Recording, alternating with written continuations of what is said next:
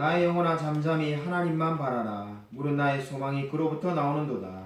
오직 그만이 나의 반석이시요 나의 구원이시요 나의 요새시니 내가 흔들리지 아니하리로다. 아멘.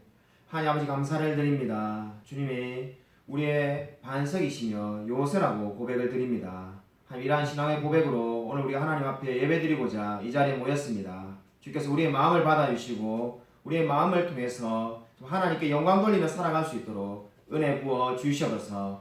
주께서 이 예배 가운데 함께하여 주실 줄 믿사오며 살아계신 예수 그리스도 이름으로 간절히 기도드립니다. 아멘. 사도신경 우리의 신앙을 고백드립니다.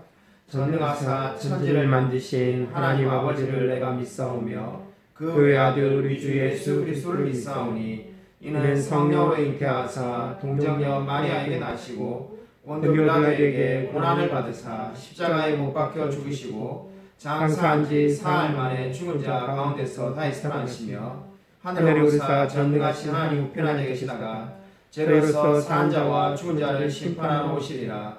성령을 믿사오며 거룩한 공회와 성도가 서교통하는 것과 죄를 사하여 주시는 것과 몸이 다시 사는 것과 영원히 사는 것을 믿사옵나이다. 아멘. 교동문 시편 119편 1절부터 24절입니다.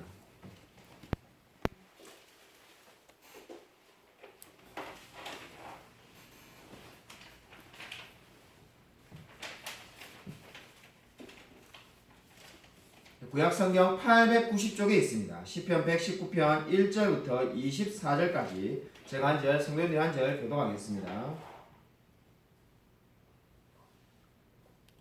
행위가 온전하여 여호와의 율법을 따라 행하는 자들은 복이 있으며 여호와의 증거들을 지키고 전심으로 여호와를 구하는 자는 복이 있도다. 참으로 그들은 불의를 행하지 아니하고 주의 도를 행하는도다.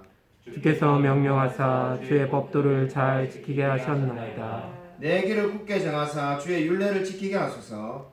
내가 주의 모든 계명에 주의할 때에는 부끄럽지 아니하리이다. 내가 주의 의로운 판단을 배울 때에는 정직한 마음으로 주께 감사하리이다.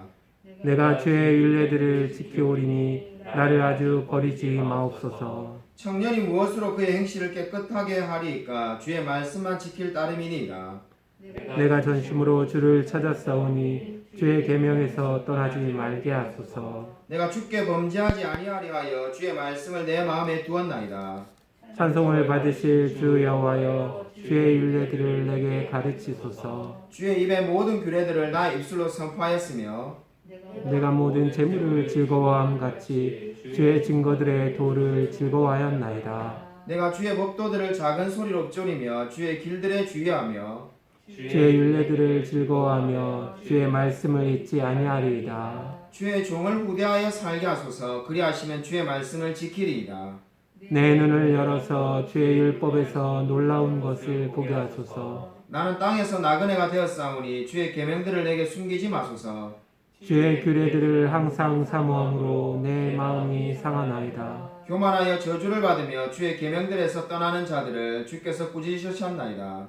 내가 주의 교훈들을 지켰사오니 비방과 멸시를 내게서 떠나지 마소서. 고관들도 앉아서 나를 비방하였사오나 주의 종은 주의 율례들을 작은 소리로 읊조렸나이다. 주의 증거들은 나의 즐거움이요 나의 충고자니이다. 아멘.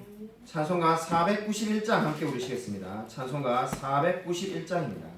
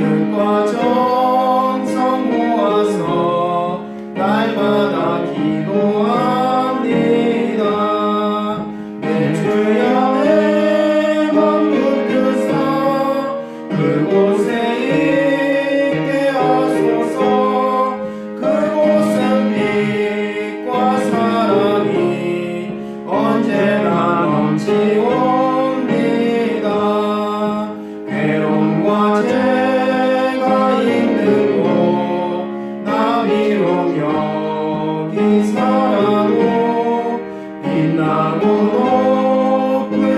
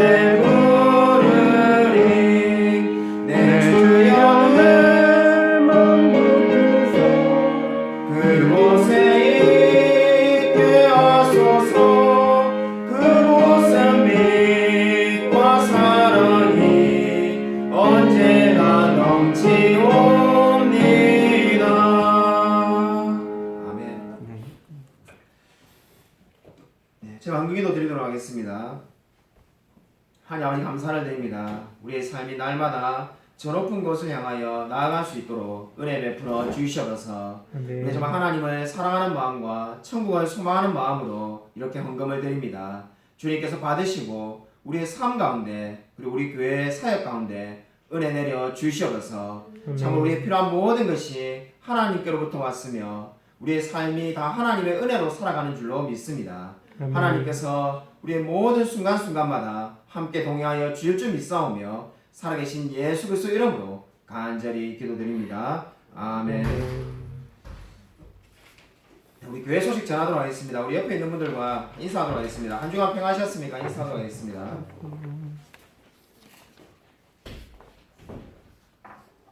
우리 주일 예배 시간이 우리 이제 아마 정부에서 좀 이렇게 위드 코로나를 해서 많이 변경되면은 달라질 수 있겠습니다만은 당분간은 우리 주일 예배가 1부 예배 시간이 오전 9시, 그리고 10대 예배가 오전 10시, 주일 2부 예배 시간이 오전 11시입니다.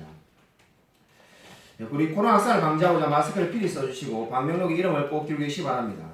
하이델베르그 요리문답 제108문을 하도록 하겠습니다. 제가 문제를 읽고 여러분이 답을 하시면 됩니다. 제7계명은 우리에게 무엇을 가르칩니까? 모든 부정은 하나님께 저주받는 것이라는 것과 따라서 우리는 마음으로부터 그것을 흠모해야 하며 또한 거룩한 혼인 생활에 있거나 독신 상태에 있거나 간에 정숙하고 단정한 삶을 살아야 한다는 것을 가르칩니다. 오늘 성경 말씀은 디모데후서 2장 1절부터 7절입니다.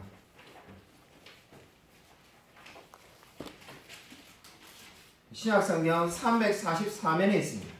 신약성경 344쪽 디모데후서 2장 1절부터 7절까지를 제가 한 절, 성도님들이 한 절 교도하도록 하겠습니다. 내 아들아, 그러므로 너는 그리스도 예수 안에 있는 은혜 가운데 강하고 또 내가 많은 증인 앞에서 내게 들은 바를 충성된 사람들에게 부탁하라. 그들이 또 다른 사람들을 가르칠 수 있으리라. 너는 그리스도 예수의 좋은 병사로 나와 함께 고난을 받으라.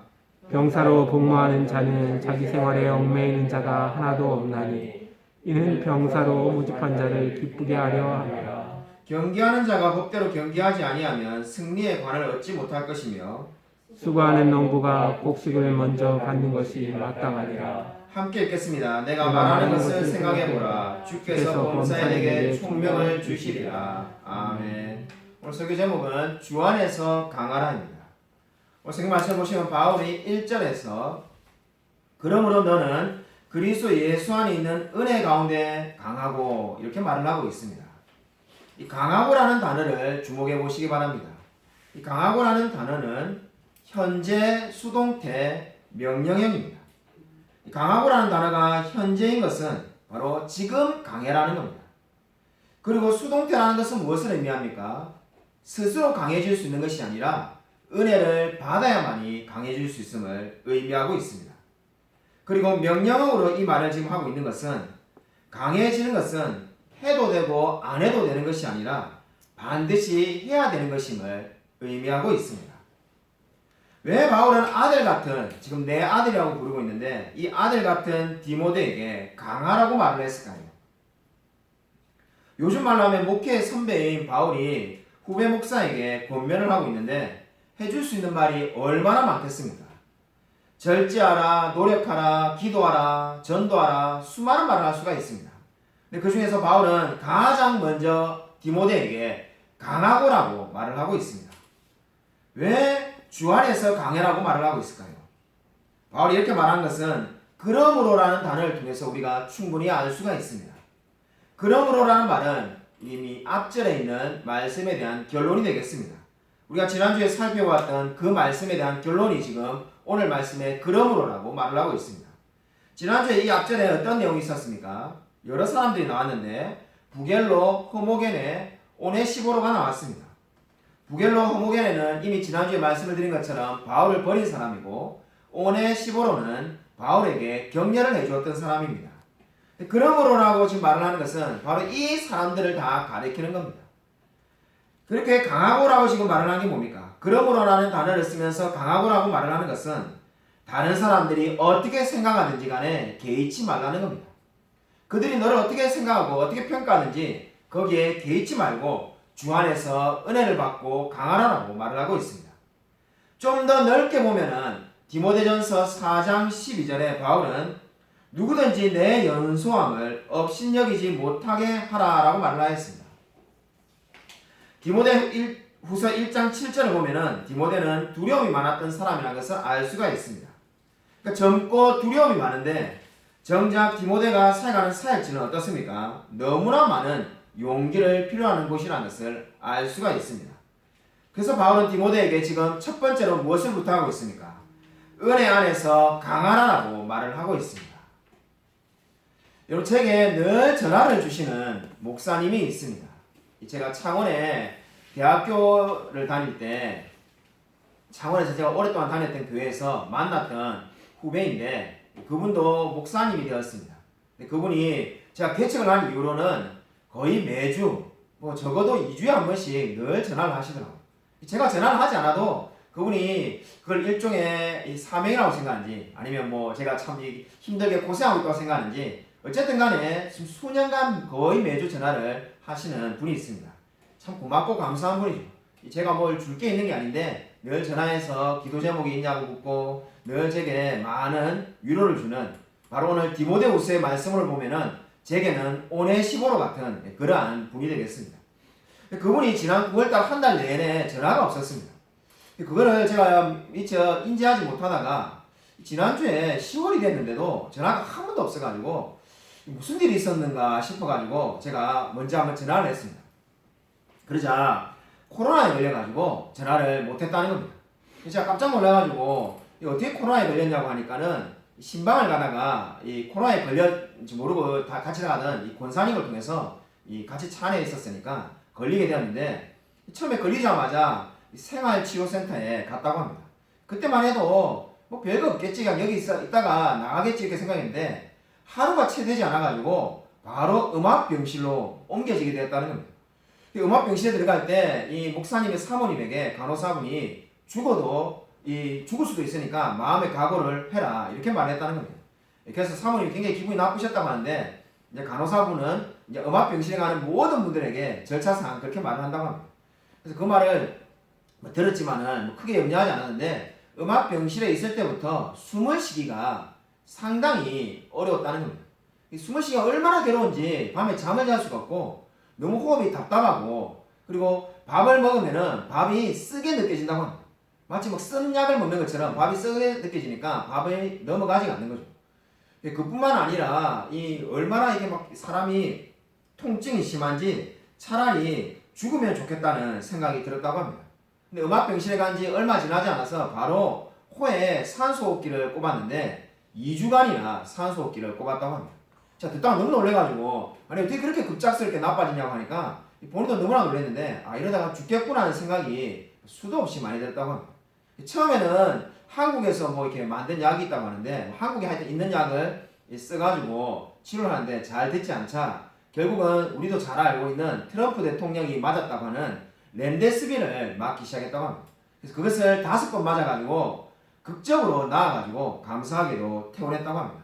만약 그거를 10번 놨는데 10번을 최대로 맥시멈으로 놨는 게 10번인데 10번을 맞아도 안 낫는 사람은 죽을 수밖에 없다고 합니다. 근데 이 목사님은 다행히 5번을 맞고 지난주에 퇴원했는데 제가 전화를 드린 거죠. 지금 어떠냐고 하니까는 교회에서 2주간은 쉬라고 해서 2주간 쉬고 있고 지금도 정상적인 생활이 안 된다고 합니다. 지금도 폐렴이 남아있는데 조금만 많이 이게 걸어도 숨이 아파가지고 정상적인 생활을 살 수가 없다고 합니다. 병원에서 한 달 뒤에 이 폐렴이 어떻게 진행되는지 보기 위해서 꼭 와라고 지금 말을 들었던 상태라고 말을 하고 있습니다. 그 이야기를 듣고 보니까는 제가 너무나 놀래가지고 그 병원에 있는 동안에 무슨 생각이 드냐고 하니까는 자기가 죽을 수 있다는 생각이, 아니 죽는다는 생각이 강하게 몰려왔는데 이렇게 살게 되어가지고 자신이 제2의 인생을 살게 된다는 생각이 든다는 겁니다. 그래서 참으로 제가 그렇게 말했습니다. 아마 하나님의 놀라운 섭리가 있지 않겠는가. 죽을 위기를 극복했기 때문에 앞으로 정말로 죽을 병에 걸렸든지 암에 걸렸든지 힘든 사람이 있으면은 수많은 더 좋은 이야기들을 많이 해줄 수 있지 않겠냐고 말을 했습니다. 그 목사님이 자신이 그 어려움을 겪고 나서 보니까는 더 강해진 것 같다라고 말을 하였습니다. 그것이 아마 몸은 더 힘들고 어렵지만은 주 안에서 강해졌기 때문에 그렇게 고백한 것이 아닌가 하는 생각이 듭니다.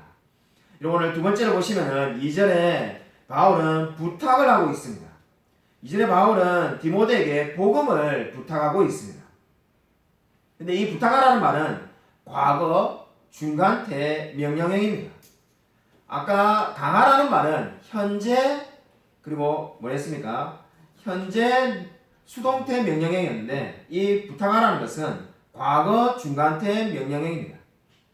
이 수동태가 뭔지 그리고 능동태가 뭔지는 다 아실 겁니다.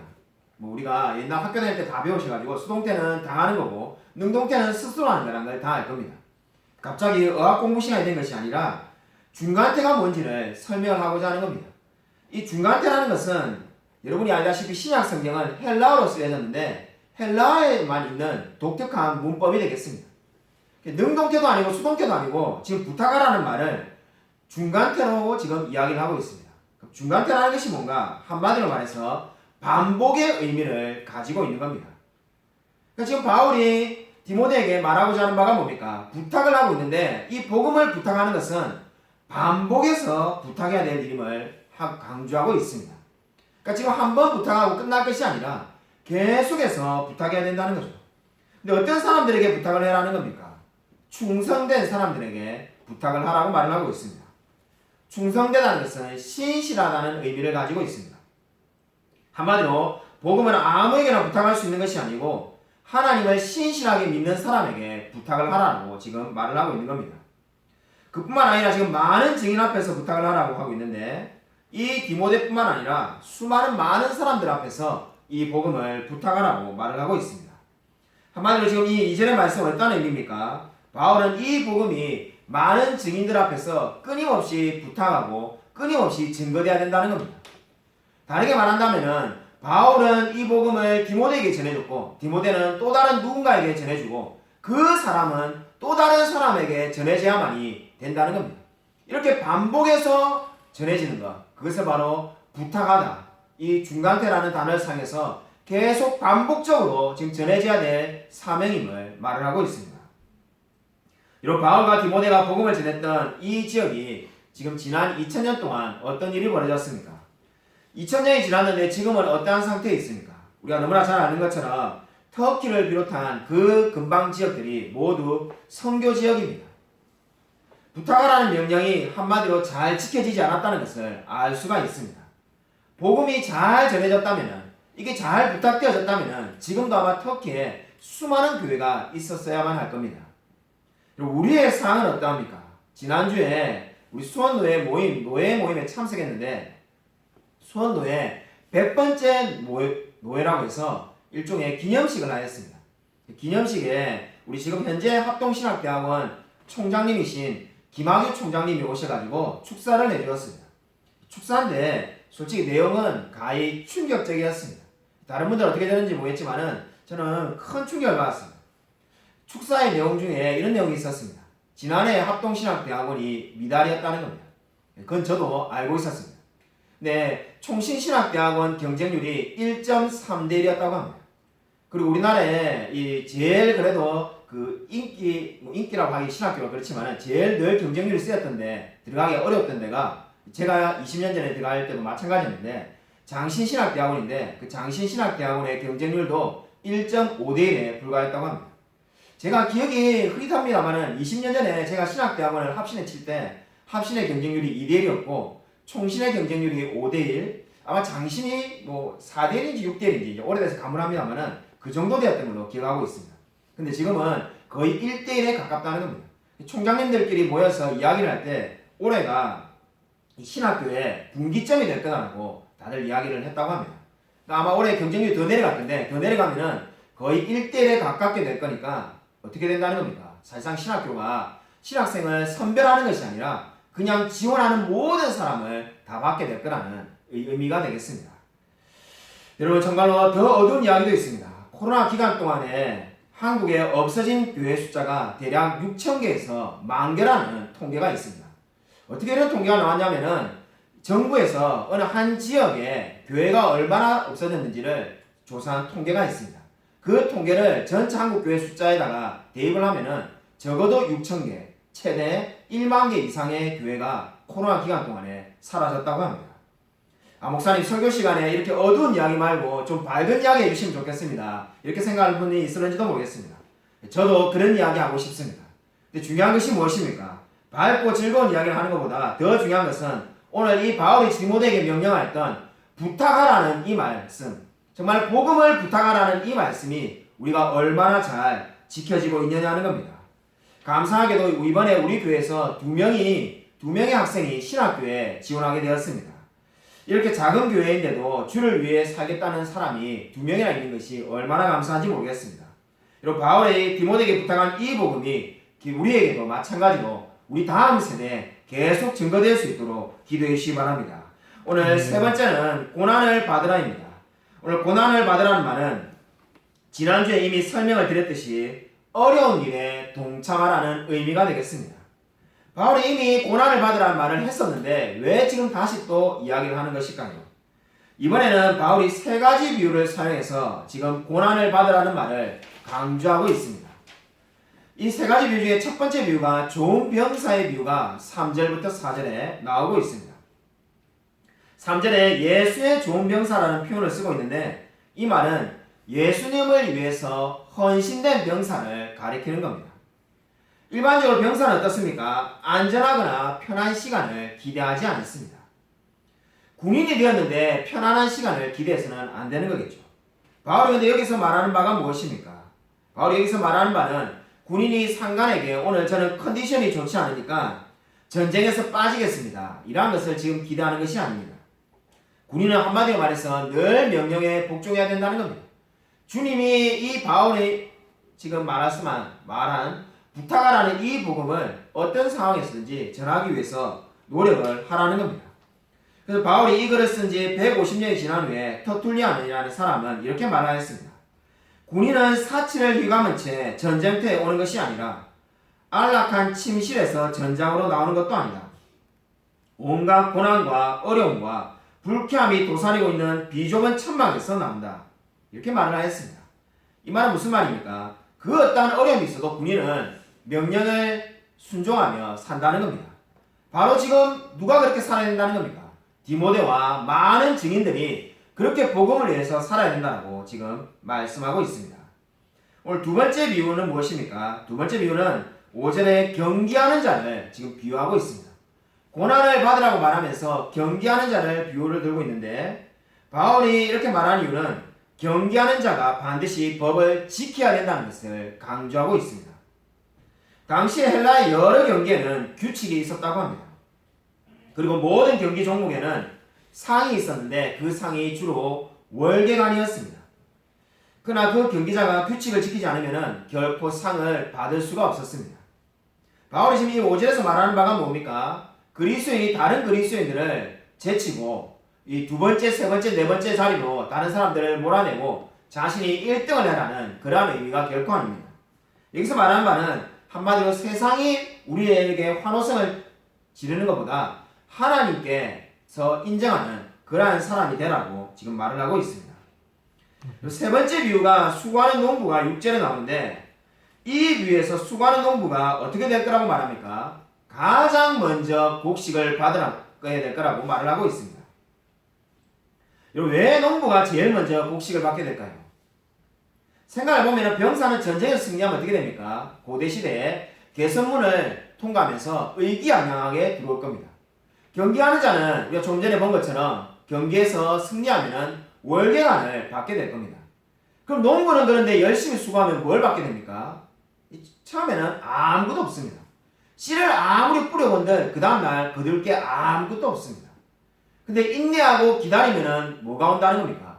곡식을 제일 먼저 얻게 될 거라는 겁니다. 그러면 지금 이 비유가 말하는 바가 뭡니까? 하나님 앞에서 신실하게 섬기되 인내하며 섬기라는 의미가 되겠습니다. 오늘 하루 뭔가를 했다고 해서 결과가 있지 않다고 해서 실망하지 말고 계속해서 끊임없이 인내하며 신실하게 살 때 반드시 하나님께서 곡식을 주실 줄로 믿습니다. 그것이 바로 오늘 이 세 번째 비유가 하는 의미가 되겠습니다. 존 스토트 목사님은 이 세 번째 비유에 대해서 이런 말을 했습니다.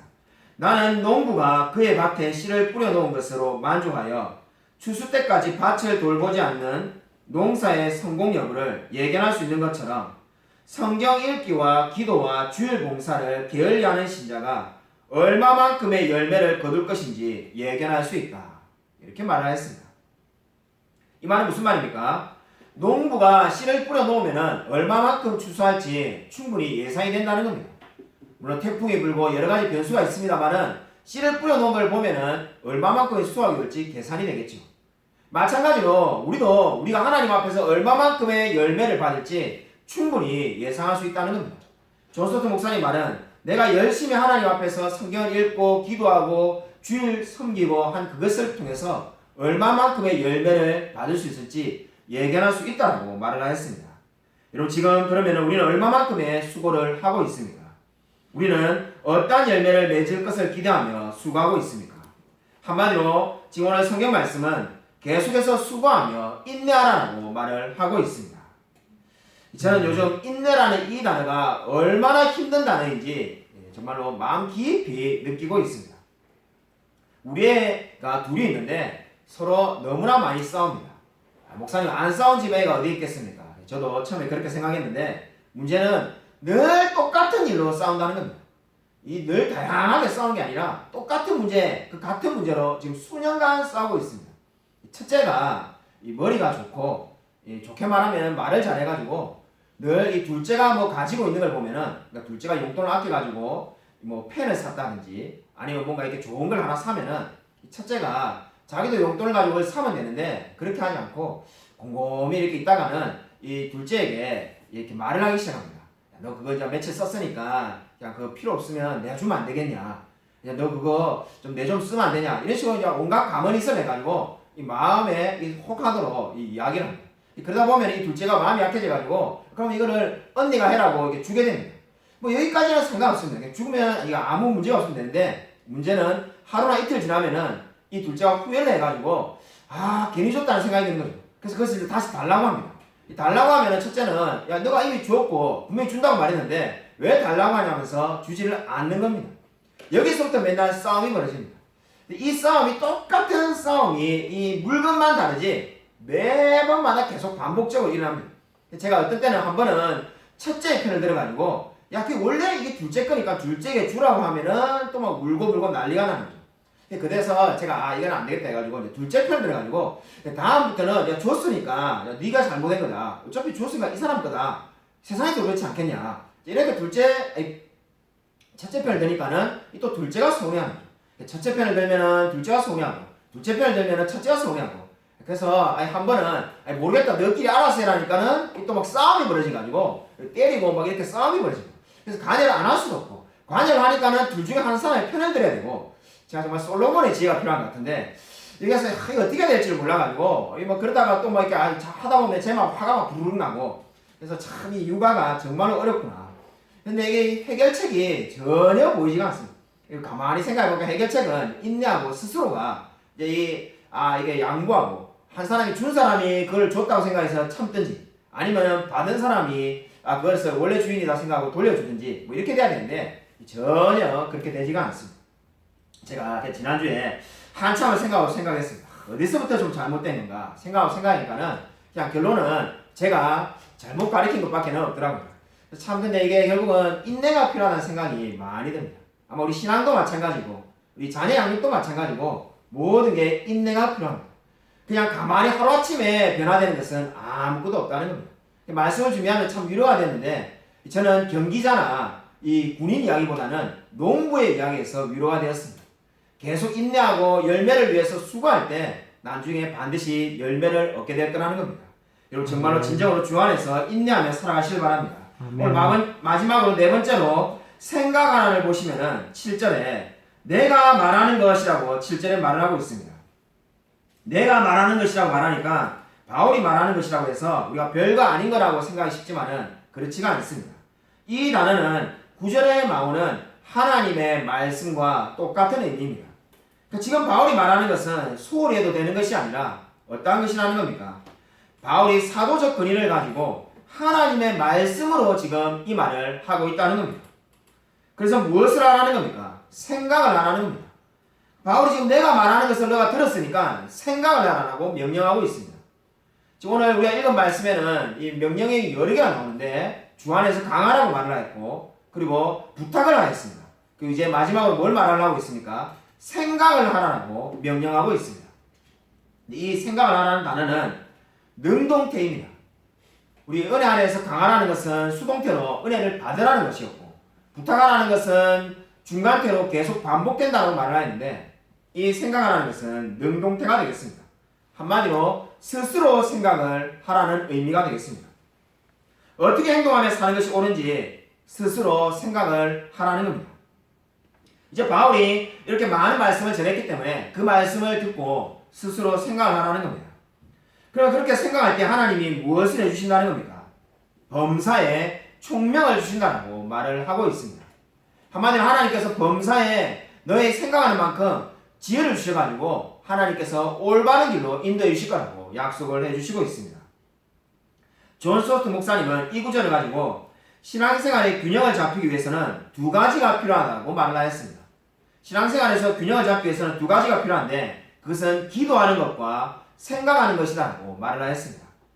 무조건 기도만 한다고 좋은 것이 아니고 무조건 생각만 한다고 좋은 것이 아니라는 겁니다. 존 스토트 목사님은 신앙생활은 반드시 기도하는 것과 생각하는 것이 조화를 이루어야 된다는 겁니다. 여러분 왜 생각하는 것이 필요하겠습니까? 기도만 하면 될 것 같은데 기도만 하면 하나님이 다 들어주실 것 같은데 왜 생각을 하라고 말을 하고 있을까요? 바울이 정말 놀랍게도 기도하라고 말을 하고 있는 것이 아니라 생각을 하라고 말을 하고 있습니다. 생각을 할 때 어떤 일이 벌어집니까? 생각을 한다는 것은 하나님께서 하신 일에 감사할 수밖에 없습니다. 하나님께서 하신 일을 떠올리는 것이 생각을 하는 겁니다. 그래서 시편에서 수많은 시편이 어떻게 말을 하는 겁니까? 하나님께서 하신 일을 기억하라고 말을 하는 거죠. 그 말이 바로 생각을 하라는 말이 되겠습니다. 생각을 하게 되면 어떻게 됩니까? 바로 하나님께서 하신 일을 떠올리게 되고 하나님께서 하신 일을 떠올리다 보면은 감사할 수밖에 없다는 겁니다. 그러면 신앙생활이 어떻게 되겠습니까? 기도하고 감사하는 삶이 되게 될 거라고 말을 하고 있는 겁니다. 여러분 윌리엄 로라는 분은 이렇게 말하였습니다. 세상에서 가장 위대한 성인이 누구인가 아닌가? 그 사람은 기도를 가장 많이 하는 사람이나 금식을 가장 많이 하는 사람 또는 자선을 가장 많이 베푸는 사람이나 절제와 정결함과 정의가 가장 뛰어난 사람이 아니다. 항상 하나님께 감사하며 그분의 뜻을 행하고 모든 것을 선하신 하나님이 베푸신 것으로 받아들여 항상 찬양을 드릴 준비가 되어 있는 사람이다. 이런 말을 남겼습니다. 한마디로 말해서 항상 하나님께 감사하는 사람, 항상 하나님께 찬양을 드리는 사람이죠. 어떻게 이러한 삶을 살 수가 있습니까? 바로 오늘 바울이 말한 것처럼 생각을 하라는 겁니다. 생각을 하면은 하나님께서 우리에게 얼마나 많은 은혜를 베풀어 주셨는지 알게 될 겁니다. 그러면 늘 감사하고 하나님께 찬양을 드리는 사람이 될 줄로 믿습니다. 그 사람이 바로 윌리엄 로의 말에 따르면 어떻습니까? 세상에서 가장 위대한 성인이라고 말을 하였습니다. 여러분 진정으로 어떻게 삶을 살아가고 있습니까? 하나님의 은혜를 깨달았다면 주 안에서 강해지시길 바랍니다. 그리고 병사로서 경계하는 자로 수고하는 농부로 삶을 사시길 바랍니다. 그렇게 살 때 하나님께서 우리에게 범사의 총명으로 인도해 주실 줄로 믿습니다. 아무쪼록 하나님께서 우리의 삶 가운데 늘 함께 하심을 믿고 이 세상을 담대히 살아가는 저와 우리 모든 성도님이 되시기를 주님의 이름으로 간절히 축원드립니다. 이 시간에 우리 말씀을 생각하면서 1분간 묵상을 기도하겠습니다. 참으로 우리가 병사로서 경계하는 자로서 수고하는 농부로서 고난에 동참하며 고난을 받으며 그리고 정말 주 안에서 강하며 늘 생각하며 인생을 살아갈 수 있게 해달라고 이 시간 한번 1분간만 묵상하고 기도하겠습니다.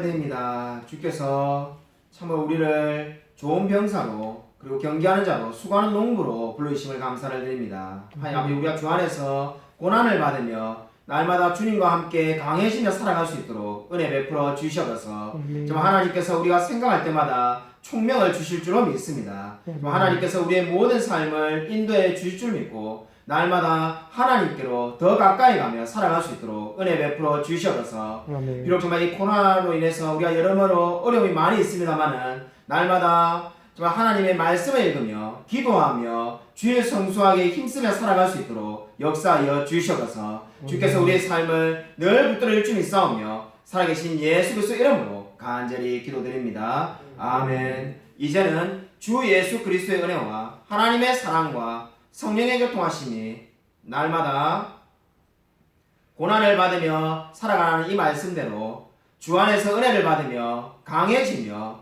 생각을 함으로써 주께서 주시는 총명을 가지고 이 세상을 담대히 살아가고자 하는 이 자리에 있는 성도들과 동영상으로 예배드린 모든 성도들 머리 위에 지금부터 영원토록 함께 있을지어다.